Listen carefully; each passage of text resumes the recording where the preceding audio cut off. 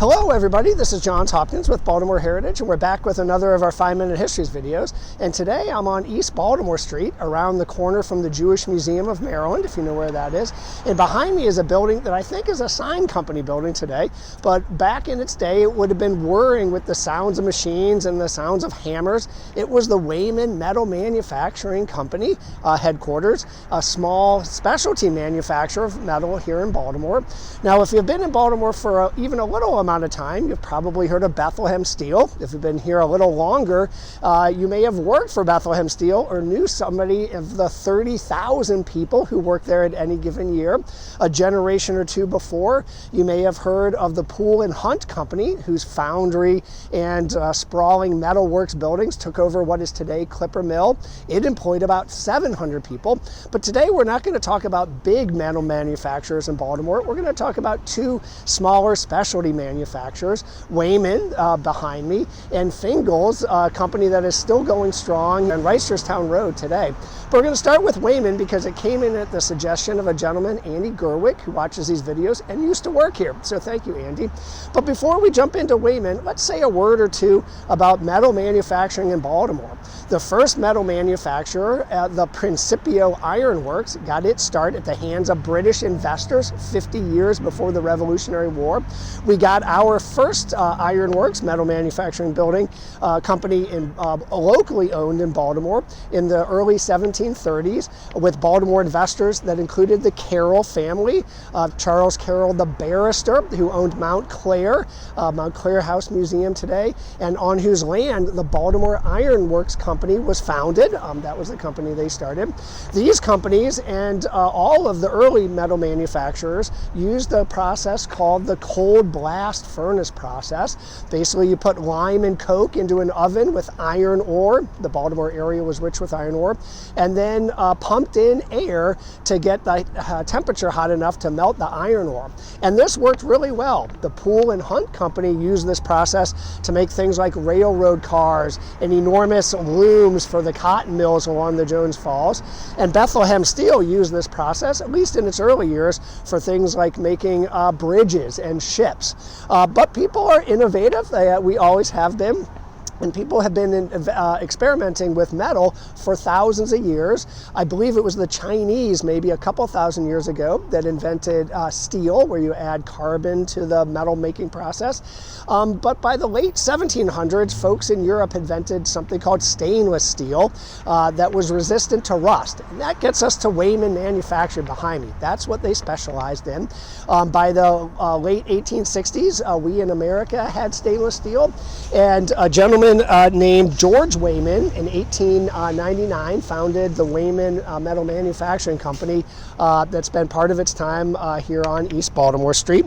It at first made things like candy molds and baking trays, oyster cups for the canning operation, milkshake makers, either at home or maybe as a side hustle, making milkshakes for folks. And one of the neat things it made were push carts for another Baltimore company, the Jeppy Nut Company.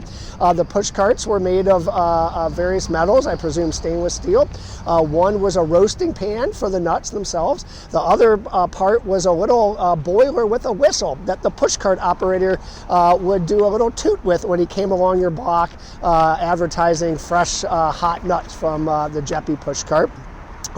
In World War II, they made parts for bombs. They made carts for carnival rides, and one of their specialties ended up stainless steel trays and carts and things for biomedical research, including animal cages, at first here in Baltimore, and then really for clients all over the world. The company stayed in the Wahmann family for about 80 years, then passed to one of its workers who married into the Wahmann family, but by the 1980s was bought out by a larger company and then eventually closed. Its plant by that time had moved to Timonium. But let's jump across town to Reisterstown Road and talk about another specialty metal manufacturer here in Baltimore, the Fingles Manufacturing Company. It got started a few years earlier in 1895 by a gentleman named William Fingles.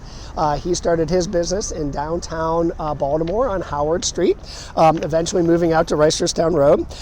And they really specialized in sheet metal. And if you wonder, well, how do historical researchers know they specialized in sheet metal? Well, this this one was pretty easy. Here is an ad from 1927. They ended the ad, that is Fingles, that said, W.A. Fingles, Inc., sheet metal people since 1895. So kind of a no-brainer there. They made things like radiator covers and sheathing for skylights, metal cornices. So instead of a wood cornice, you could have a metal one or a wood one wrapped in metal. And for old building lovers, one of the things they specialized in was metal ceilings. We know them as tin ceilings, although they were made with various types of metal, including corrugated iron, copper, tin plate, the tin ceiling, as well as steel eventually. Metal ceilings came into fashion in the late 1800s as a more affordable way to get a fancy-dancy ceiling rather than having to pay for all that plaster work.